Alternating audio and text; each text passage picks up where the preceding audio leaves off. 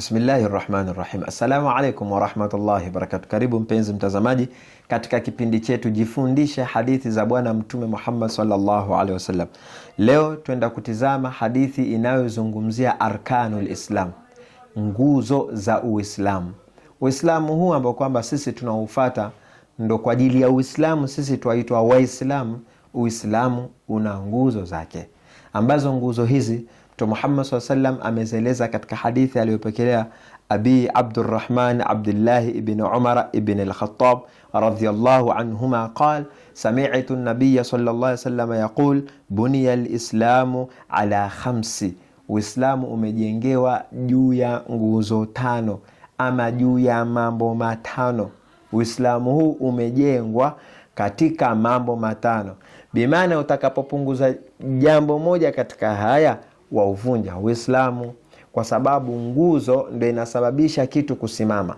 Kama unavyoziona hizi nguzo za nyumba hizi kusimama na nguzo tatu mpaka ziwe na pembe nne.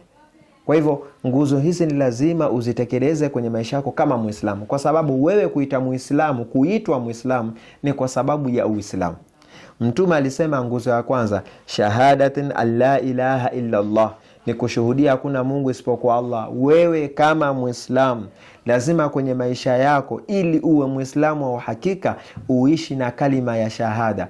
Hakuna Mungu anayepaswa kuabudiwa kwa haki isipokuwa Allah, na Mtume Muhammad ni mtume wa Allah subhanahu wa ta'ala. Imekuja katika hadithi ya Imam Ahmad, la yukmilu imanu abdin wa in amana bi hatta yu'mina bi Muhammad. Haiwezi kukamilika imani ya mja mpaka muamini Mtume Muhammad. Kwa hivyo shahada ya kwanza inayosimamisha dini ya Uislamu, nguzo ya kwanza ni kushuhudia hakuna Mungu isipokuwa Allah na Bwana Muhammad ni mtume wa Allah subhanahu wa ta'ala. Nguzo ya pili Mtume akasema wa iqami swala, na kusimamisha swala. Swala ni muhimu mtu adumu nayo, kwa sababu swala katika nguzo za Uislamu. As-salatu imaduddin faman hadamaha faqad hadama ad-din wa man aqamaha faqad aqama ad-din. Swala ni nguzo ya dini, yote mwenye kuivunja ameivunja dini, na mwenye kuisimamisha amesimamisha dini. Nguzo ya pili ni swala. Ya tatu wa ita'i zaka, na kutoa zaka. Lazima wewe umepewa uwezo wa kutoa zaka, utoe zaka. Usisubiri kusomewa aya za kufa, utakufa, utazikwa, mali utaziacha. Wewe kama Muislamu umeitwa Muislamu kwa ajili ya Uislamu, na Uislamu katika nguzo zake kuna nguzo inaitwa kutoa zaka. Basi yeke kwenye maisha yako, katika rawatibi zako, katika mipangilio yako, ni lazima utoe zaka.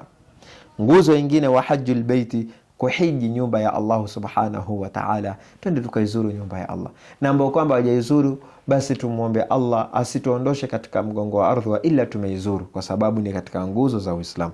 Ya mwisho wa somo Ramadhan ni kufunga mwezi mtukufu Ramadhan.